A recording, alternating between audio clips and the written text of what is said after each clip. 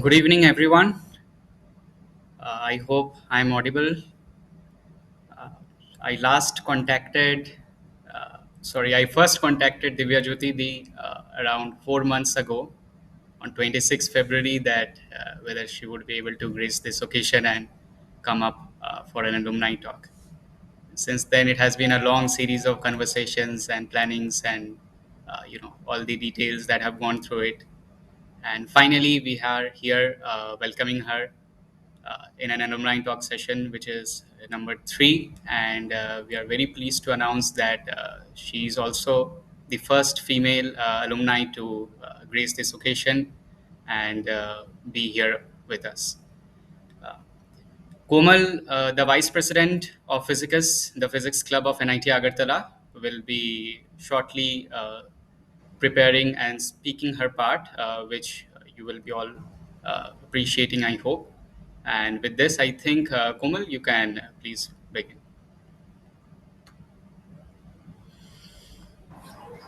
Good evening, everyone. This is Komal Bhartwaj, Vice President of Physicus, a small group of enthusiastic students who came together to create an environment of free thinking, building ideas, and learning for the students interested in physics. We want to combine our imagination to learn and explore the domains of physics and to provide the curious students an effective and simple way to learn and explore new things by conducting various talks, sessions, seminars, doing projects, and various other activities. Thank you. Um, So Komal, I think you have spoken your part. We will now proceed to Oindrila and other panelists. Let me introduce them one by one. So we have Oindrila, we have Palak, we have Kinshuk, we have Dhruv and Astha, who will be the panelists from first years, and they will be conducting this entire session independently. I hope that Didi will like it to the core, and this is the first time that we are handing over them the entire responsibility of conducting the event. So I hope they will perform a good job. Oindrila, you can now begin. First of all, a very good evening to everyone. I'm Oindrila Bhowmik, and now Physicus, the Physics Club of NIT Agartala, is growing leaps and bounds. Within a year of conception, we have hosted 2 alumni talks with international alumni, conducted several webinars on topics ranging from particle physics to plasmas, and built up an Instagram community of people with a scientific bent of mind. A better date couldn't have been chosen, as 57 years ago, on this very date, the Big Bang theory of creation of universe received a thumping support with the announcement of discovery of new celestial bodies known as blue galaxies. We are extremely delighted to welcome Divyajyoti D on this historic occasion. So I hand over the discussion to Astha. Please continue. Joining us today is our very own Divyajyoti D. She graduated from NIT Agartala in 2019, majoring in engineering physics, wherein she spent her final years of coursework at IIT Madras. She has been a research intern for Raman Research Institute and the Indian Institute of Astrophysics in Bangalore, where she constructed an Arduino-based oscilloscope in the light and matter physics lab and worked on the timing studies for active galactic nuclei, AGN, respectively. As a scholar,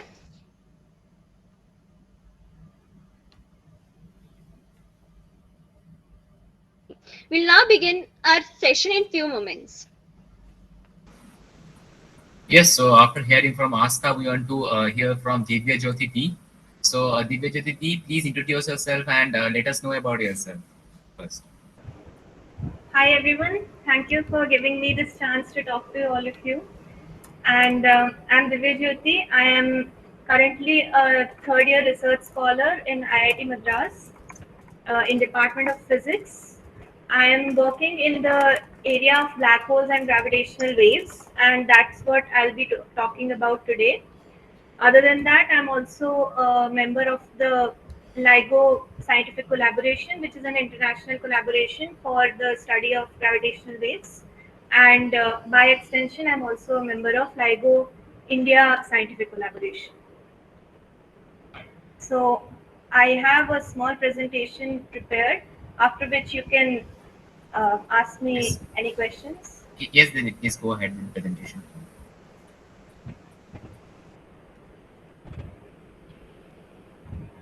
I hope you're able to see the screen.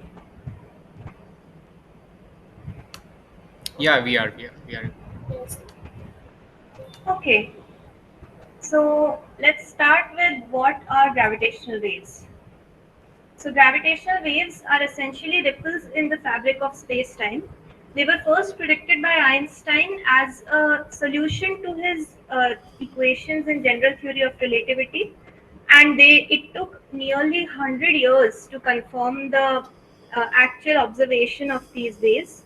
This observation was made by the Laser Interferometer Gravitational Wave Observatory in 2015 and was shortly followed by a Nobel Prize in the same field in 2017. This prize was awarded to the three major lead scientists in this whole endeavor, which is Dr. Weiss, Dr. Thorne, and Dr. Barry Barish. So gravitational waves are basically just like electromagnetic waves. While electromagnetic waves are produced by acceleration of charge, gravitational waves are produced by non-spherical uh, asymmetrical acceleration of masses. There are four ways in which gravitational waves can be produced, and hence, as an extension, there are four types of gravitational waves. So these are in spiral, continuous, burst, and stochastic. In this particular talk, we'll focus on the spiral waves, but if time permits, we can also look briefly at continuous, burst, and stochastic. So the major sources of inspiral waves are compact binary coalescences. When two compact binaries, such as black holes or neutron stars, or neutron star and a black hole, when they circle around each other and then they merge after some time, this this dance of two black holes is basically detected as a continuous emission of gravitational wave signal, which increases in amplitude as the two bodies come closer and closer together. And at the time of merge, there is a high peak in the signal which we call a trigger, and thus we detect the gravitational wave. So this kind of signal is also known as chirp because it produces a chirping sound when converted to audio, and this behavior of slowly, continuously increasing and then hitting a peak, this behavior is known as chirping of the signal. Here is the mathematical formulation in the form of a plot as a time series. So on the x-axis is the time and on the y-axis is the amplitude. Are you able to see my cursor? Yeah, we are. Yes, Didi. Okay. Yeah, so this is basically how in time the wave advances towards the peak. On the right hand side is the actual data curve from the two detectors, LIGO Hanford and LIGO Livingston. So on the x-axis is time and y is frequency. So as time increases, we see that there is a spike in the frequency which is maximum at the time of the chirp. And this is a pictorial representation of how the space-time would curve if the two black holes were encircling each other. And hence these ripples that you see, this is a mathematical figure. So these ripples that you see are basically the emission of gravitational waves, and when these two merge, then a burst happens. So now, before I play this, I want you to increase your speakers, and I'll mute myself so that there is no noise from my side.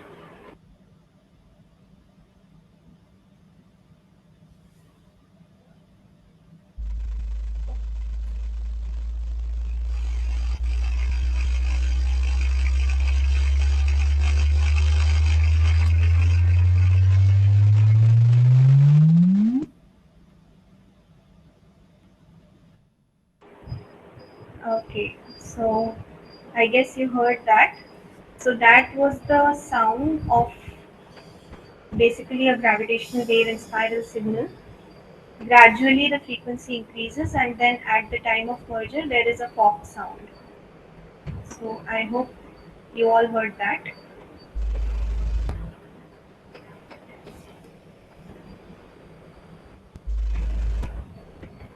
Now, gravitational wave detection.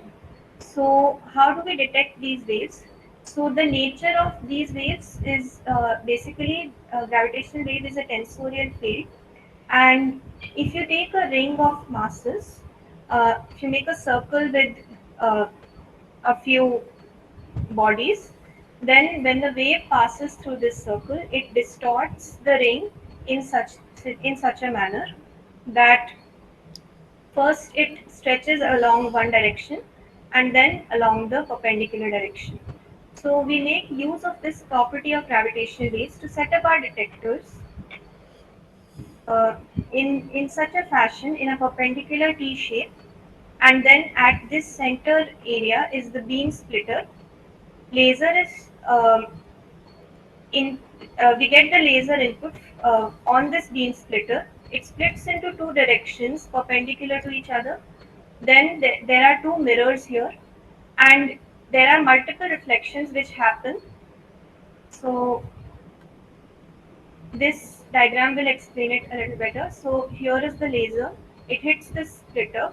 It goes in two directions. These are test masses. Between these two mirrors, this mirror and this mirror, there are multiple reflections which happen. Similarly for this arm, and then they recombine here, and here is where we collect the recombined signal. Now, in an ideal situation when there is no signal from the gravitational wave, these two arm lengths are equal, and hence when these two recombine, they perfectly cancel each other out and we get a dark spot in the detector. But when a gravitational wave passes through this, then because of the nature of the field, one of the direction of these arms will be stretched while the other one will be contracted. Hence, there will be a difference in the wavelength of difference in the distance in which the wave has traveled, the laser beam has traveled, and hence when it recombines at this point, uh, there is some bright spot which is observed. This basically translates into the detection of a gravitational wave. This kind of setup is known as laser interferometer, and we have currently four detectors in this setup. Two of them are called LIGO, which are there in Livingston and Hanford in the United States. Third one is Virgo, which is in Italy, and recently in the last 2 3 years, Kagra in Japan has also joined the network. Together, these four detectors they form a network. Now, one of the very difficult parts is that one individual detector is prone to external noises since these are very sensitive and very l- low in amplitude. These signals are very low in amplitude. We need to mitigate the noises, and here is where the network comes into picture. Because if we have a detection in one detector, then it can also be because of some external or terrestrial disturbance. But if we have simultaneous detection in different detectors across the globe, then we can confidently say that the source was extra terrestrial, it was cosmic, and thus we confidently say that there is a detection of gravitational wave. These are the photos of the actual detectors. So Livingston, Hanford, Virgo, and Kagra. Kagra is basically underground. So this is the artist's depiction of the detector, whereas these are actual photos from the satellite. Now, after we have detected, now we need to find the signal from inside the data. Now, why we need to do that is because the data itself does not only have signal, but it is also contaminated with noise. So it is basically an addition of signal as well as noise. Now we need to find the signal from this whole noisy data. And one of the techniques to do that is known as matched filtering. So in the black, you can see there is a data. Then pink is basically our knowledge of how a signal should look like. This knowledge is known as waveform or waveform templates, and these are constructed mathematically, computationally, using the general theory of relativity based on various parameters. And then when this template is slid over the data in time, then at the point where there is a detection of where there is a signal in this data, then we find that there is a signal to noise ratio peak. So at that point, a peak is observed, as you can see here in this video. So this peak basically denotes that at this point in the data, there was a signal. So then we extract this portion of the data, and then further we do the analysis. So what analysis? Now we have a signal from the detectors, and we have extracted it from the data. Now we need to find the kind of source that produced this signal. So source can have various properties. For example, various parameters which define the source are what are the masses of the binary black holes, what are the spins, how was the binary oriented in the sky, at what angle, what was the distance to the binary from Earth, in the whole of sky in 360 degree, what exactly was the sky location, which is analogous to latitude, longitude, and altitude. Then there are other parameters which are less significant, but these are the major ones. So how do we find these parameters? So the process of finding these parameters is known as parameter estimation, and there are various computational techniques which are employed to actually extract these properties from the signal. And once we have these, then we can determine what kind of source it was. For example, if it was a very low source, a low mass source of the order of 1 to 2 solar mass, then there is a chance that it can be a neutron star. Of course, there are other factors also, but astrophysically we know that black holes can only be formed after 3 solar mass. So if we get an object which is below 2.5, then we can say that it's most likely a neutron star. Similarly, we can go into different properties of black holes themselves. And this figure that you see on the right is an example of how, after the analysis, how the result looks for two parameters. It's shown here. So this is the mass of the bigger object, this is the mass of the smaller object, and we see that within these error bars, this mass lies somewhere here of the binary. So these are error bars, 50% credible interval, 90% credible interval, and thus we get the properties of the source. So till now, since 2015, which was the first detection, we have detected nearly 90 events, and these events are basically shown here. We have detected um, black holes as massive as 150 solar mass, 100 solar mass, and also we have detected bodies as small as 1.5 solar mass. So this whole picture shows the array of detections that have been carried out. These arrows basically say that this mass black hole merged with this one to produce a final black hole of this particular mass. So that is what these are showing. These green ones show the electromagnetic neutron stars which were detected through electromagnetic uh, telescopes and other ways. And these pink ones are electromagnetic black holes, which were again detected not through gravitational waves but by other means. So one interesting thing is that before the detection of gravitational waves, it was widely known that the major population of black holes lies in this region of the mass, that is between somewhere between 3 to 2025.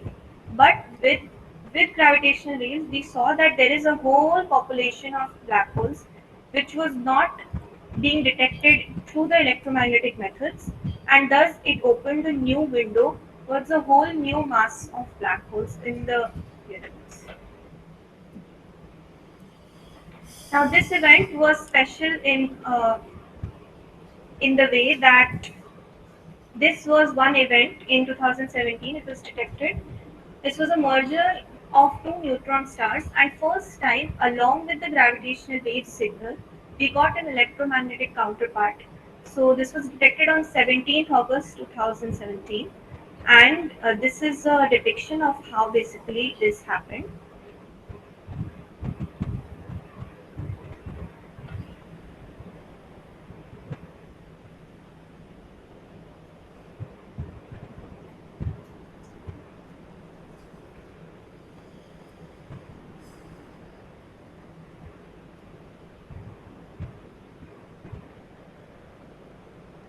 So you see, first there was an emission of gravitational wave, and soon after there was an emission of electromagnetic waves in the whole spectrum, starting from gamma ray burst all the way up to radio waves. Gamma ray burst was right within the next few seconds, whereas radio waves were observed by the telescopes in the coming weeks and months. So various telescopes around the globe verified that this detection was indeed in the same location that the gravitational wave scientists claimed, and they verified that yes, this was the source which produced an electromagnetic counterpart. These are the six telescopes which detected the electromagnetic counterpart, among many others. So, um in the upcoming years, we have a planned mission for LIGO India, that is along with the four detectors which are there in US, Italy, and Japan. We have an upcoming detector in India.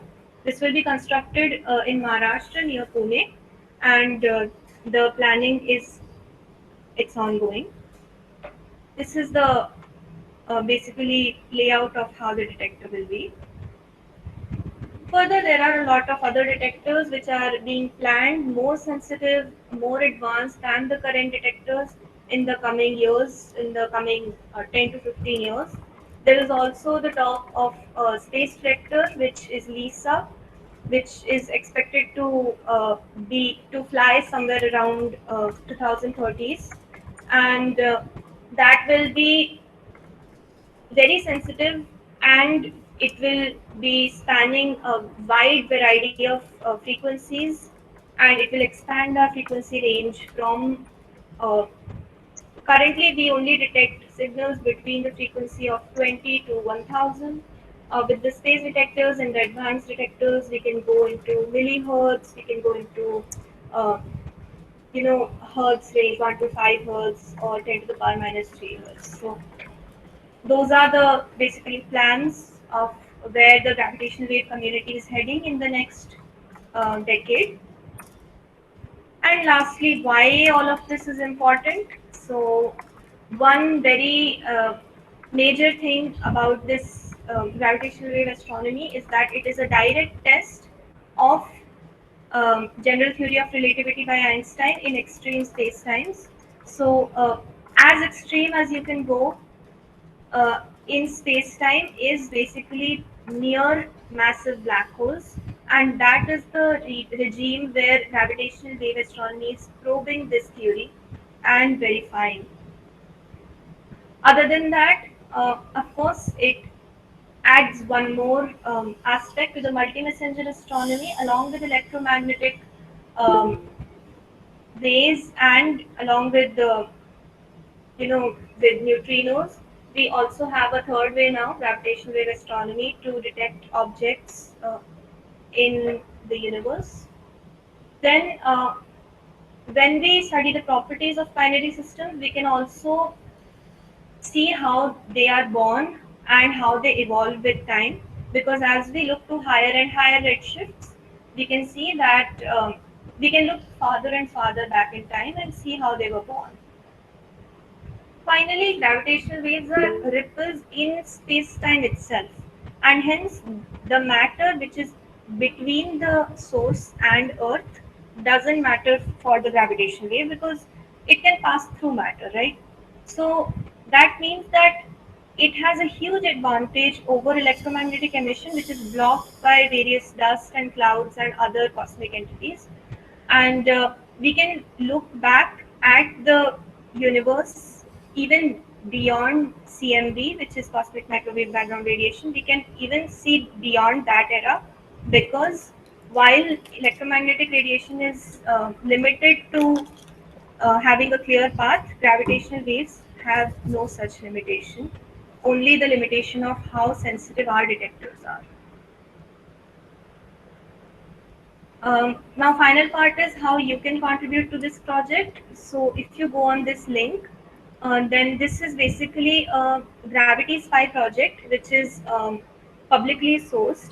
And what this does is that, as I mentioned earlier, that we have a lot of noise in the data, and our computers are designed to filter that noise, but they are only as good as how we train them. So humans are much more capable than computers in identifying images. As we know, we all have CAPTCHA, which we have to cross to access various websites. So this project basically taps into that image recognition and allows the users to train the computer by classifying the glitches, and hence in the long run it will help in detection of more and more events, because we will be able to filter out the noise with better precision. So you can all go to this link, and if you want in your free time, you can just sit and classify glitches. It will tell you exactly how a glitch should look, and will give you a lot of data to sift through. Okay, so that was all. Now I will take questions.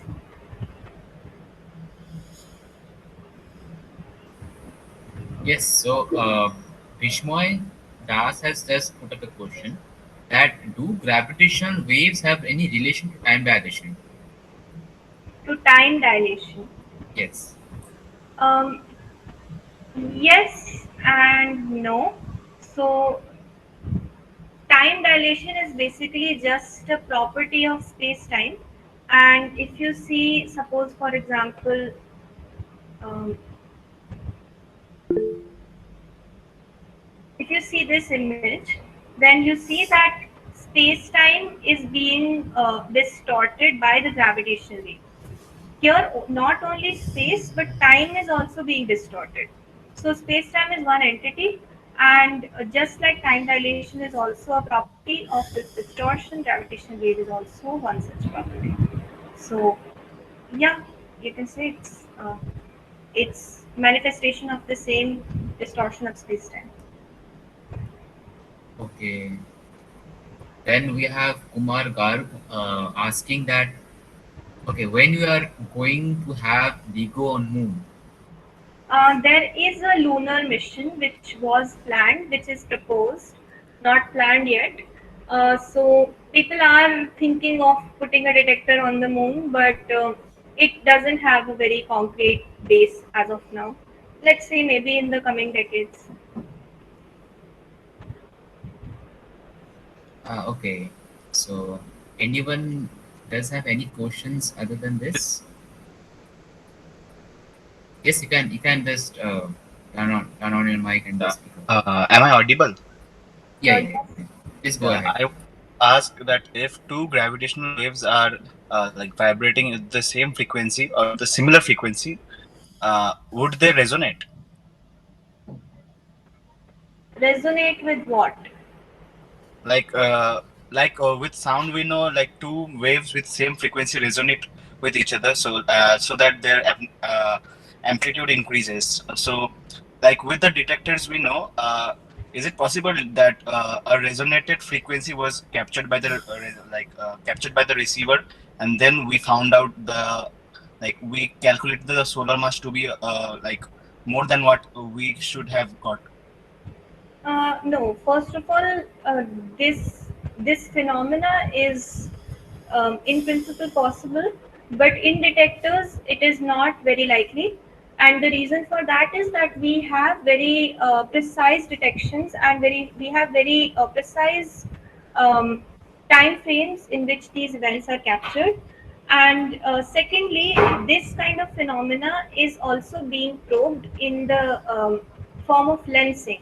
So what you're saying can indeed happen, and what we call it in gravitational wave language is not resonation, is not resonating, but actually gravitational wave lensing. So if you have one source and it is producing gravitational waves, and in between, if there is a very massive object which is distorting the space time, then just like electromagnetic waves can be lensed, gravitational waves can also be lensed. In that case, you will get identical signals in the detectors which are very short time apart, and hence you will get multiple gravitational wave signals. So we are hopeful that we might see lensed images in the future detectors, but currently we haven't detected any such signal. Reason for that again is the detectors. So our detectors are not yet sensitive enough to capture those kind of multiple images, or not images but multiple copies of the same wave. But as we increase the sensitivity of our detectors, then it is expected, yes. Okay. So Jatin, I hope you Thank got I your answer. understood a lot, but like we are still in the dilemma that if that like that can be proven correct or like incorrect. What can be proven correct? Like about you said about the lensing part, Mm-hmm. because we are totally not sure because our receivers are not that high quality like compared Yes, to, yes. so that part will always stay, I think. Yeah, of course. The error bars are always there. But how narrow they are is what the science is all about. In fact, not only in gravitational wave astrophysics or in astrophysics in general, in all in all branches of physics, you will have some error bars. Even on the universal constants that we have, which we so called, we call them universal, they also have error bars. So in all of physics, you will always find error bars. Tested by observation, and wherever there is observation, there is an error bar. So yeah. Thank you. Thanks. Okay. So anyone else wanted to ask anything about this? And just open your mic and speak up.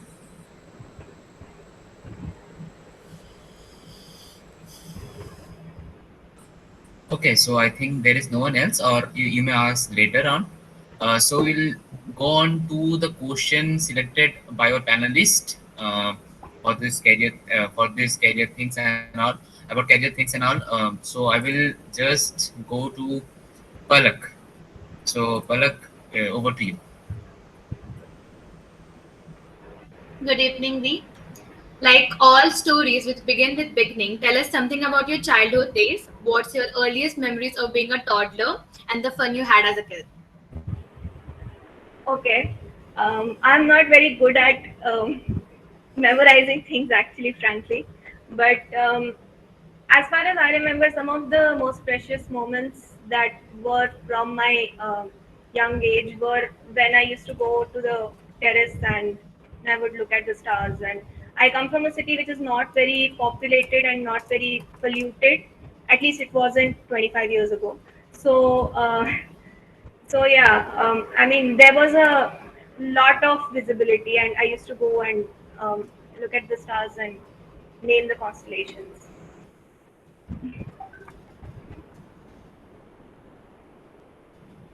Okay, so after that we'll go to Dhruv.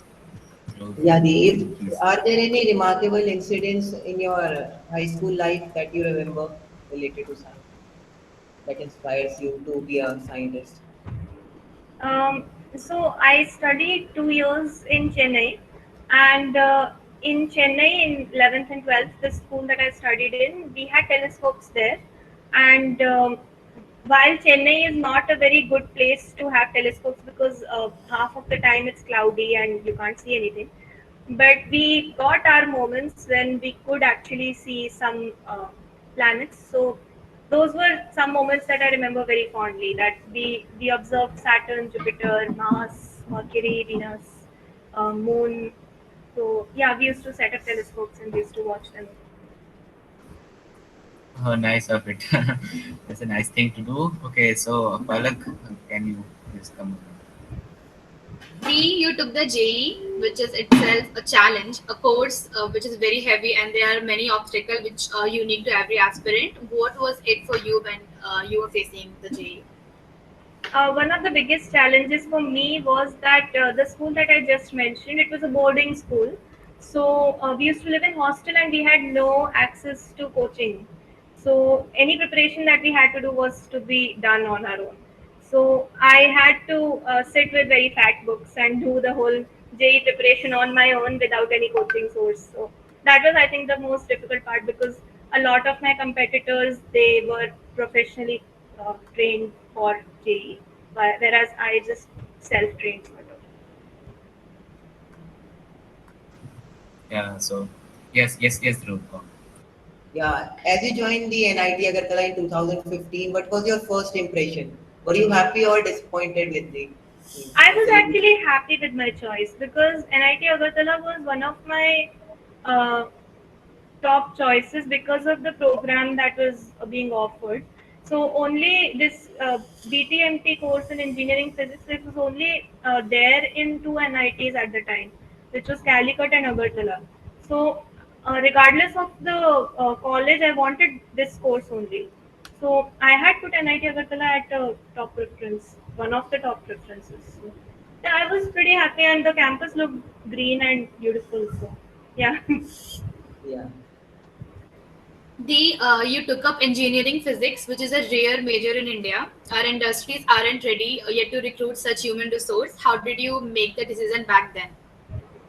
Um, so I wanted to pursue physics, but I did not go. I didn't want to go for BSc and MSc because I was more inclined towards the applied part of it, and I was also more inclined towards the coding part of it, which is now in practice the curriculum is quite similar, but in future you have different opportunities. And for example, this opportunity to join IIT Madras was only offered to BTech graduates. So yeah, I mean, I talked to a few people, and a lot of them said that if you want to combine the applied part of physics, then it's better to go for a technical degree than for a pure science degree. So yeah, I guess. But I was very, I mean, that was a decision that was made by talking to a few people. So maybe I would have made something else, some other decision if I spoke to some different set of people. Yeah, all depends on the situation that time. Yeah. So do you find college lectures helpful because sometimes they are just drag of time and how do you manage it? Do you have the same experience in your undergrad? Yeah, so frankly speaking, I don't know if there is any faculty in this in your call. Is there a faculty in the call? No, no, Okay. we are No, no. So completely frankly student based and speaking, student the run. education level of NIT is not very good. And I can say this now because I have something to compare it to. I have taken a lot many courses in BTech curriculum in IIT, and the same courses with the same name, with the same syllabus, but the way they are taught, the approach is very, very different. And of course, I did my fourth year of BTech here, so I know the advanced courses as well, how they teach it here and how they were taught in NIT Agartala. And you need to read different books, additional books, to make up for the fact that the course structure is very light there, extremely light. So it is mostly based on rote memory and derivations, whereas in if you go in advanced courses, what matters a lot are numericals and how you have understood and how you have interpreted the course. That really, really matters, even in your advanced exams like NET and GATE and JEST. When you go for those exams, they focus on numericals and on the fundamentals of how well you have understood the course in the chapters. So yeah. So you mean that the applied part is very less in NIT Agartala? Yes, yes. The practical part, which is actually useful, is very less. Useful to us. Yes, yes, I understand. Okay, so after this, I will come to Astha. Astha, please go ahead. As the semester went on, did you lose interest or demotivated somewhere? How was the engineering physics experience? So I was also a member of the robotics club, and I used to enjoy that part a lot. I am an engineer by nature in the sense that I like coding and I like to do electrical sort of things. Um, but as far as physics is concerned, I didn't lose interest, but I lost interest in some of the faculty and the way they taught. But I didn't lose interest in the subject.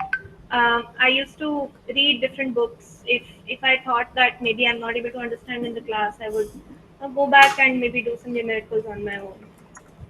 But it wasn't a very hectic sort of schedule. I was chilled out and yeah. Um, we were just like normal, nothing great. We used to waste a lot of time on YouTube and Netflix and whatnot. But yeah, I mean, uh, we used to go back and maybe discuss a few things on our own apart from the class. You mean that the NIT Agartala gave so much of opportunities at that time, or it was just self motivation and everything? It's mostly self motivation because in a class you can see that there are lots of people who are only sticking to what is taught in the class, and there are others who go back and look for different sources and Yes. expand their horizons, and that's usually what makes the difference. Okay, so it is mostly the same up till now too. So there is nothing much of a change from then and now. Okay, so after that we will go to Oindrila to have a question. So Oindrila, please go ahead. So, Dee, what made you go for higher education? I ask this question because it has almost become a cult to anywhere get placed after BTech, like to grab a job and settle down rather than going to higher education. So, what is your motivation back then? I chose physics because I was interested in research in the first place. Otherwise, I could have chosen electrical engineering, which was also one of my major interests. So, which is why I actually joined robotics club because I was interested in electrical. But I majored in physics because I wanted to go into research finally.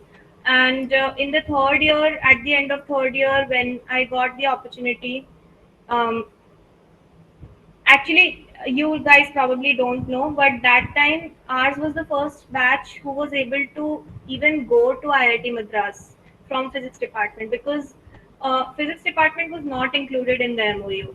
And me and my colleague Siddharth Rastogi, both of us had to go to the dean and we had to talk to the dean of IIT Madras and various other officials to include this branch in the MOU so that we could transfer to IIT. And so I was very adamant on going for PhD. And in the MOU, it was clearly stated that after BTech, we have to join PhD in IIT. So it was a decision I had to make basically 1 year earlier than a lot of my peers because they had to decide after the fourth year of BTech what they want to do. I had to decide in third year itself. But my motivation was that yes, at least I need to, um, you know, do a master's or PhD to be able to go into any research institute. Otherwise, bachelor's is not a degree which is sufficient for going into research. Yes, Dee, you're right. So you are mostly into research from the very beginning of this uh, uh, course. You're very No, not you're really. very sure. No, no, not really. Actually, I had moments when I wanted to take up job. Even in PhD, I think sometimes that maybe I want to take up a job instead of going into academia. And so there is this notion among engineers that taking a job and doing research are two different things, and they don't have to be, because there are a lot of institutes, there are a lot of companies which have very active R&D sectors, and there are a lot of institutes, and the kind of research that you're doing, it doesn't have to be a purely theoretical thing. You don't have to sit with pen and paper. It's in fact the PhD that I'm pursuing in gravitational waves. Particularly, my topic of thesis is parameter estimation, and it is almost exactly like a computer scientist because I take data and I write huge lengths of codes and I execute those codes and I analyze the data and find properties, etc. So, if you look at my actual what I'm doing in my PhD, it's very much similar to a computer scientist, the job description. So these two things are not very different per se, and you can find overlap somewhere in which there is application of physics, but it is also something which you like in terms of you know job kind of environment.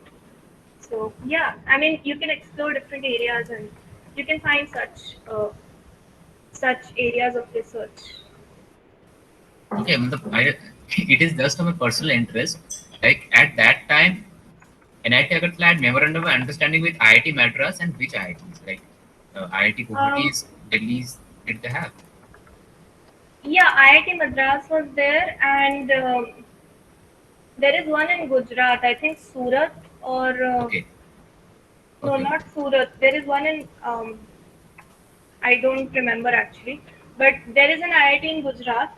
So that was the that those were two options, but nobody Gujarat one was I think still under consideration. So most of the people they didn't go for that, and I don't know if it continued. I don't know if that program continued, but for IIT Madras. Along with me, a lot of other students also came in different engineering branches. Mostly one student per branch, one or two students per branch. So, okay. yeah. Uh, for every year, one or two students per branch has been sent to this institute. The memorandum. For now, we have IIT Guwahati, IIT Madras. I think IIT Delhi too. I don't remember this actually Yeah, exactly. yeah, sure. IT But Delhi too. yeah, so for this, I wanted to know that is it every year this trend follows on, or it depends on the institute that for which year, like how many students will get the entry? See, in the MOU, officially the rule is that top 10% of the students, top 10 percentile of every branch will be allowed to sit for the interview. Okay. Okay, So, in physics we have very less intake, right? Like in my batch we only had 12 students okay, in physics in BTMT. So top 10% means only one person. So we for since it was 12, so we asked for rounding off and they said okay, two of you can sit in the interview. So Siddharth and me, both of us sat in the interview, but the process is that officially top 10% they allow for interviews.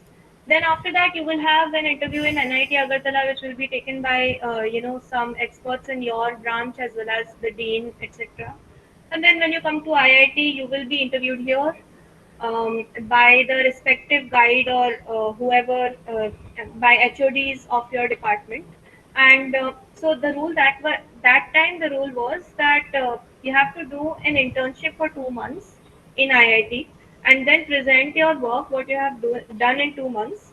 And if the department thinks that you are eligible to continue in this institute, then they will give you the offer letter.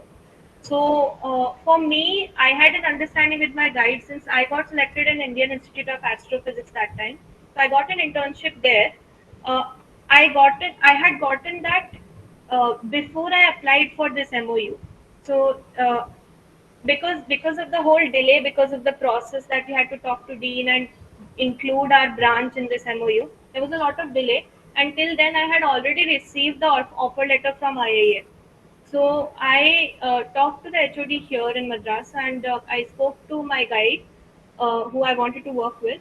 And both of them had an understanding that this is also related to my field and it's going to help me in the future. So instead of doing my internship in IIT, I basically did it from IIA.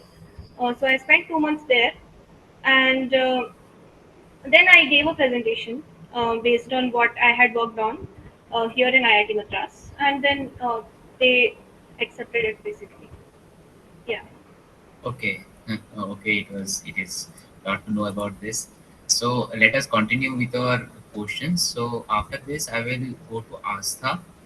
Astha, please go ahead and speak. Dee, what were your initial reaction when you arrived at IIT Madras? How striking were the differences in terms of academics, culture, and infrastructure? Um, okay, so I will tell you about all three separately. So academic wise, as I've already said, there's a huge difference, and the program that I came through, we also had a clause that we had to maintain a CGPA of 8 in every semester. Otherwise, we would not be offered the PhD. So, my BTech fourth year was very, very hectic in that sense because coming from the background of a very um, light syllabus which was taught in NIT, and then directly entering the fourth year of IIT and trying to maintain 8 CGPA. Here, the marking is relative, grading is relative. So, 8 CGPA means your whole class you should be above them because average is 7. So, uh, you need to be slightly above average as compared to the class because they do it relative grading. So it was a very high pressure environment for me initially, but slowly I got used to it, and I, talked to people. I talked to my peers. I took help from them. So and culturally, yes, it's very vibrant and very, especially for girls. I felt that there is a lot of freedom here. I mean. You all know how NIT is about girls and their freedom. So here there is no in time. We can go to lab anytime. We can come back in anytime. There is no restriction on, when you can go out of the campus. And yeah, so as a girl, at least I experienced that the culture was very different and very accepting. And yeah, it was very normal here to be working together till late at night, and nobody would frown upon you. Nobody would, yeah. And cafes and all are also open till night, so it's a very vibrant environment in that sense. Of course, after COVID, it has sort of died down, but yeah, that time it was very good. Indeed, it is IIT Madras, one of the best institutes in the whole country, and recently it is just ranked in the top numbers in this world ranking. So yes, it is IIT and this is NIT-A. So we must come back to the reality again. Okay, following this, we want Oindrila to speak. So over to you, Oindrila. So, Dee, you first work as a research intern at the Raman Institute in the light matter physics lab. Can you share us a brief idea and the challenges that you faced there? So my work was basically for 1 month in the light and matter physics group, and my task was to design an oscilloscope for the ongoing experiments on quantum entanglement experiment. So what the group was doing was they were trying to produce some qubits. So qubits are basically small. They are like bits in computer, like 0 and 1, but instead of normal computer, it is a bits for quantum computer. So that lab was basically designing qubits, and my job was to design an oscilloscope, which is usually oscilloscopes are very big machines and they're very bulky and not portable. So the task that was assigned to me was to make it as small as possible. So I had to use microcontrollers, of course, and I had to program it in such a way that it aids the experiment.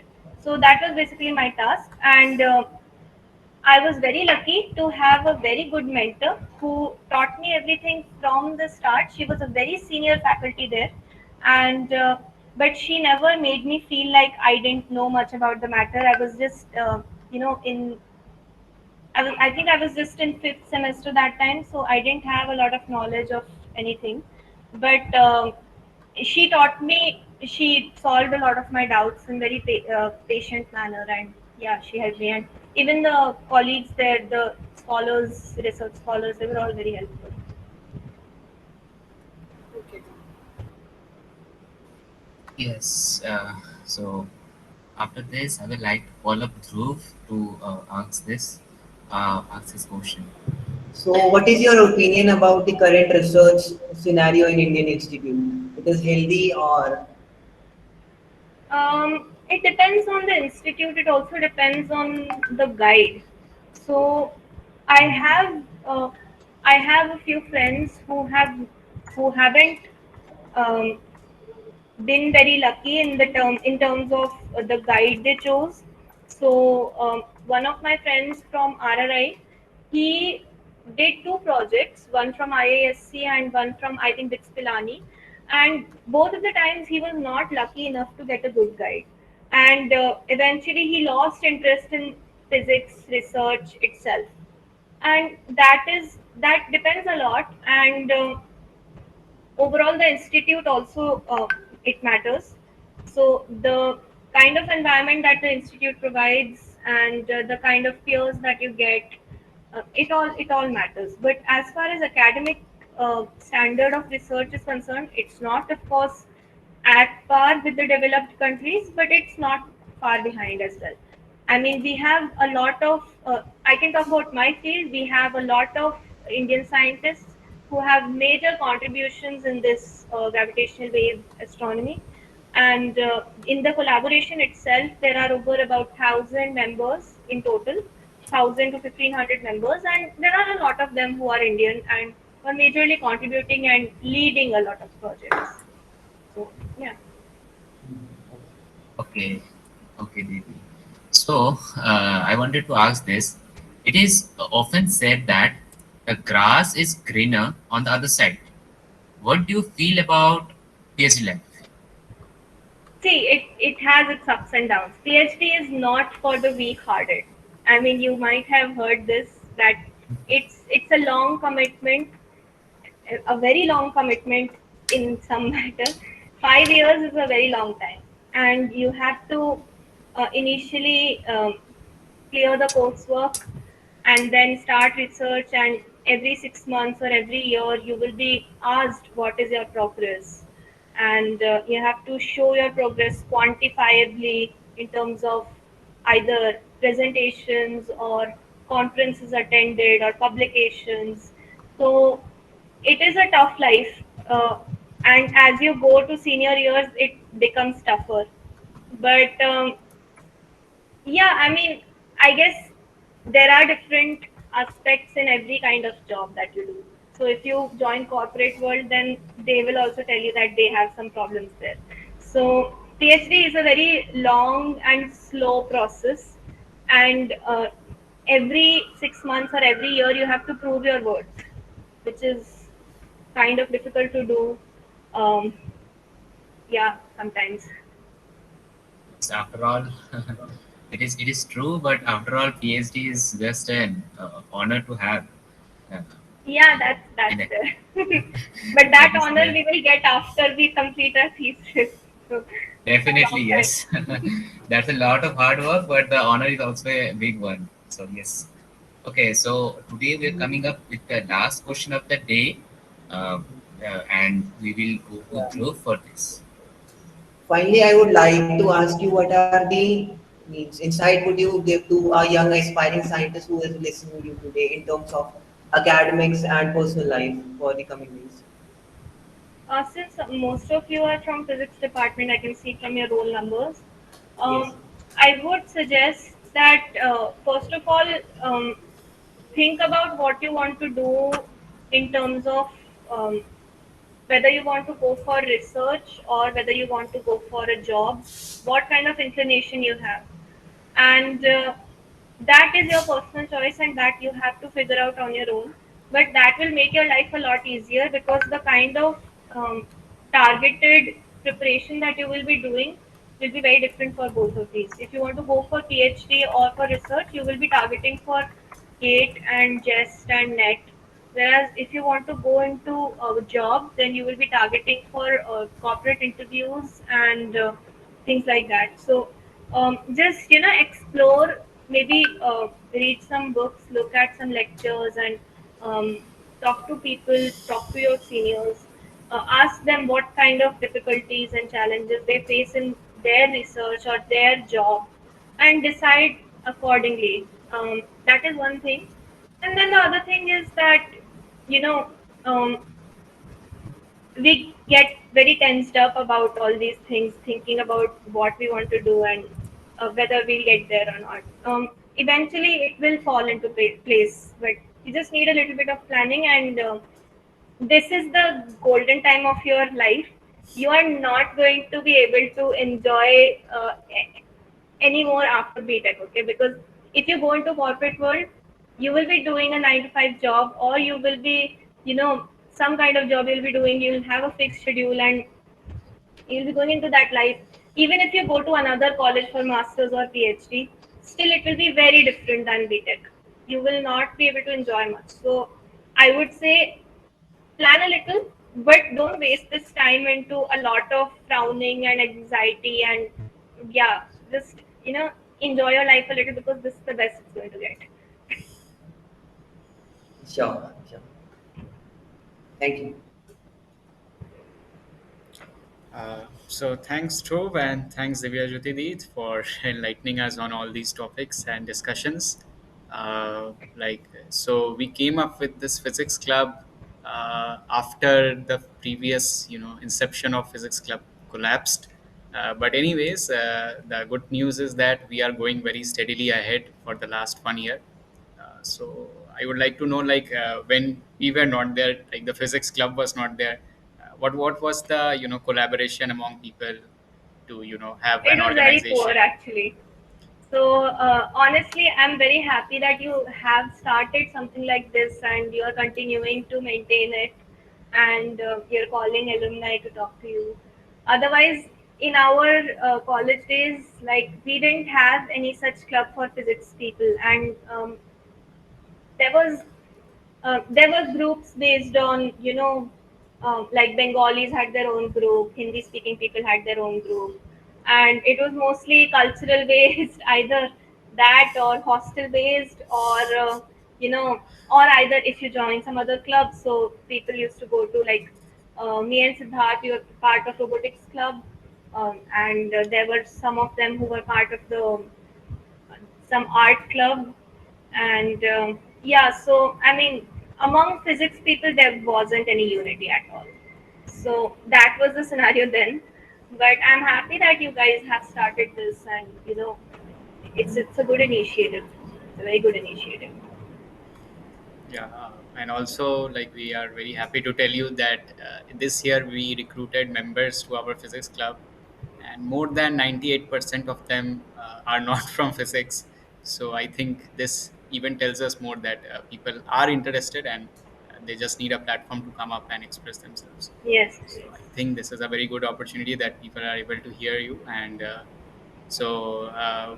Komal, if you would like to say some concluding lines, and after that, maybe we will take up some questions from the audience and we will call it a day.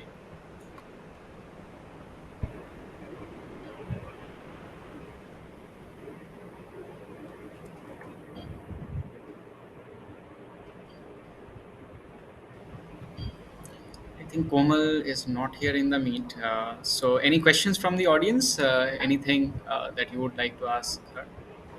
Just go ahead. Yeah, I wanted to ask something. Like the professionals like you who are pursuing the higher education and in engineering, physics, and these branches, they don't have much opportunities in our country. This is much better in abroad. So, are you planning to go in abroad and do your further researches in future? Yeah, so I have already been abroad once, and I went there for a short time. It was a basically like a training program, a summer school, if you might. Um, and so I had interactions with them, and actually, in my field, it is very flexible in the sense that since I'm part of the collaboration on weekly basis, I am collaborating with people in the US and in Europe. So my research, my ongoing projects are already in collaboration with those people. And as far as physically visiting them, because of COVID, there was a delay, but I will be visiting few universities abroad during my PhD in the coming 2 years. At least one university I will be visiting to meet my collaborators. And for further research, I am planning to. So me and my spouse, both of us are researchers in the same field. So both of us are planning to apply to abroad universities and um, get some experience there. Even if we want to come back later on, we want to get some experience, yeah, of different research environments. So after all, an IIT also fails to, matlab, it cannot come up to the institute, come with the mark with institutes in the abroad. You want to say that? Depends on the field. We have a lot of people from other countries coming to IIT as well. Okay. So we have Germans here, we have English, we have different people. Yeah, they also visit us. We also go there. So it's a very dynamic sort of environment, and yeah, you can. We have faculties also who are not Indians here. So I would say, of course, there are lot of areas in which Indian institutes are still lacking behind in terms of funding and in terms of, you know, mostly instrumentation part, the kind of equipments and all. But as far as collaborations are concerned, I think all of the departments are collaborating with abroad universities here. So, yeah. Okay, Didi, some of the juniors are requesting that, like, if you can talk to them personally sometime, maybe in the future. So, like, would you be available on LinkedIn or email or WhatsApp? So, what would be the mode of communication? Yeah, I don't actually check my LinkedIn very often, but I'll just put my WhatsApp number so you can text me. Okay. So, those who are interested in, her domain of work or want some guidance, you can just note down this number and, you know, text her during the right time. Yeah. And her email address is also attached here, so you can also contact her through that. Didi will If you're respond. interested in my area of research, you can Google my name, and there is, I think, a page of research scholars, and you can find a few publications. If you put my name and put gravitational waves or archive after that, you should be able to find some publications if you're interested in this field. Yeah, definitely. So NIT Agartala will be celebrating its Diamond Jubilee in 2025, 60 years of establishment. So I hope the junior batch, the panelists, will all be here, and probably some of us from the dual degree will also be here. So if possible, that we'll meet them during the reunion For times. sure. Yeah, and we will have a grand meeting of all the alumni from our batches and the entire institution, in fact. So I hope everyone is pretty much happy with howsoever the project has proceeded, and the entire discussion which Divyajyoti took, and I think there is, wait, I think there is a typo in my number. It's only 9 digits. Yeah. okay. So okay, note down this number. I think this one is the correct one. So the entire conversation was really engaging. We got to know some details about the LIGO India project. We got to know the process of removing noise from the signals and extracting the best output, so that we can infer much more than what is compared to the raw data that we obtain. We also had some questions from the members of the audience. Apart from this, if you can always contact Didi on her email address and ask her out questions. So it was a very nice time talking to you, Didi. I hope we will meet soon in the future. Thanks for joining. Okay. Thank you, Dee. It's been a wonderful you. evening. Thank you, Dee. Thanks for having me, and all the best for your future endeavors. Thank you, Dee. Yeah, sure. Bye. Yeah, bye.